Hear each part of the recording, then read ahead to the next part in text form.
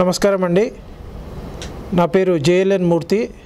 నేను the international centre for alternative dispute resolution ICIDR regional centre హైదరాబాద్కి కార్యదర్శి మరియు ఇన్ఛార్జ్గా పనిచేస్తున్నాను గత 4 సంవత్సరాలుగా. The international centre for alternate dispute resolution ICIDR ఒక సుప్రీంకోర్టు అనుబంధ సంస్థ. ఇది దీనికి చైర్మన్గా చీఫ్ జస్టిస్ ఆఫ్ ఇండియా మరియు చీఫ్ ప్యాట్రన్గా ఫార్మర్ లా మినిస్టర్ మరియు గవర్నర్ ఆఫ్ కర్ణాటకగా పనిచేసిన శ్రీ హెచ్ఆర్ భరద్వాజ్ గారు, మరి బిఎస్ సలూజా గారు దీనికి ఆల్ ఇండియా సెక్రటరీ జనరల్గా పనిచేస్తున్నారు. అదేవిధంగా దీనికి ట్రెజరర్ శ్రీ అశోక్ శర్మ గారు దీనికి ట్రెజరర్, ఆల్ ఇండియా ట్రెజరరు. నేను మన తెలంగాణ మరియు ఆంధ్రప్రదేశ్ 2 రాష్ట్రాలకి కార్యదర్శిగా మరియు ఇన్ఛార్జ్గా పనిచేస్తున్న ఈ ఐసిడిఆర్ సంస్థకి.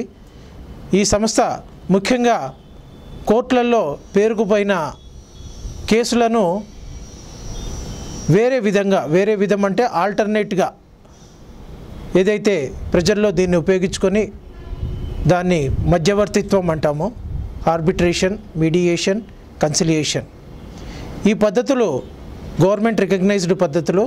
మరియు ఈ పద్ధతులు ఏదైతే వాడి మేము ఇక్కడ మా ఇన్స్టిట్యూషన్లో కోర్టులో పేరుకుపోయిన కేసులని ఇక్కడ మా ఇన్స్టిట్యూషన్ కోర్టు ప్రెమిసెస్లో కూర్చొని ఈ వివాదాలను పరిష్కారం చేయడానికి మేము ఇక్కడ ఈ సంస్థని గత 20 సంవత్సరాలుగా ఇక్కడ స్థాపించబడ్డది.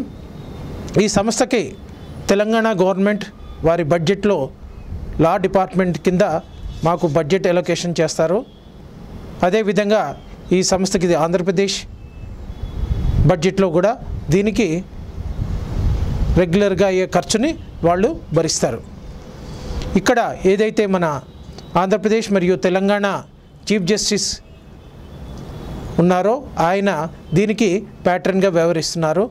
అదేవిధంగా దీనిలోని అడ్వైజరీ కౌన్సిల్లో పలు సెక్రటరీలు మరియు లా సెక్రటరీలు మరియు ఛాంబర్ ఆఫ్ కామర్స్ వాళ్ళు మరియు వేరియస్ ఫైనాన్స్ సెక్రటరీసు వీళ్ళంతా కూడా మా అడ్వైజరీ కౌన్సిల్లో ప్రస్తుతానికి దీన్ని అడ్వైజ్ చేస్తున్నారు టైం టు టైం.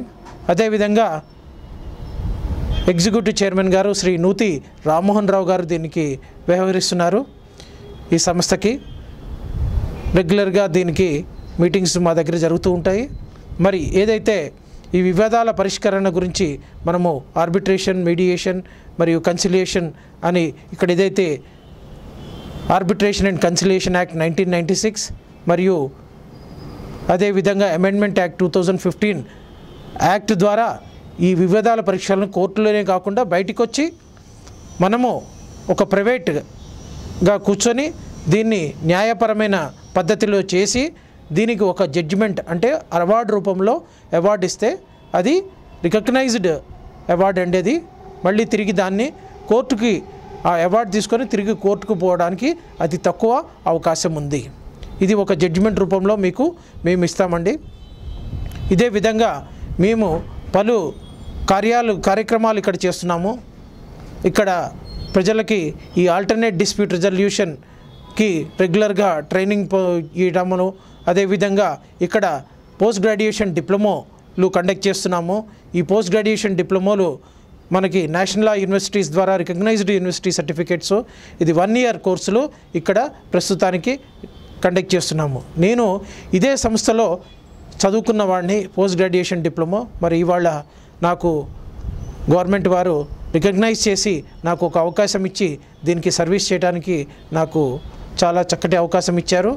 మరి దీన్ని ఉపయోగించుకుంటూ ప్రజల్లోకి ఆల్టర్నేట్ డిస్ప్యూట్ రిజల్యూషన్ సిస్టమ్స్ అనేది ఏదైతే మధ్యవర్తిత్వం అంటున్నామో ఈ మధ్యవర్తిత్వాలని మనము ప్రజల్లోకి తీసుకెళ్ళి కోర్టులకు వెళ్లకుండా దీన్ని అతి తక్కువ ఖర్చుతోటి మనము దీన్ని ఉపయోగించుకుంటూ దీన్ని ఇక్కడ ఈ ఇన్స్టిట్యూషన్ ఏదైతే నాంపల్లిలోని గగన్ విహార్ 10th floorలో హైదరాబాద్లో ఉంది. ప్రస్తుతానికి ఇది రీజనల్ సెంటర్. ఇది ఈ 2 రాష్ట్రాలకి ఇక్కడ పనిచేస్తున్నాం మేము.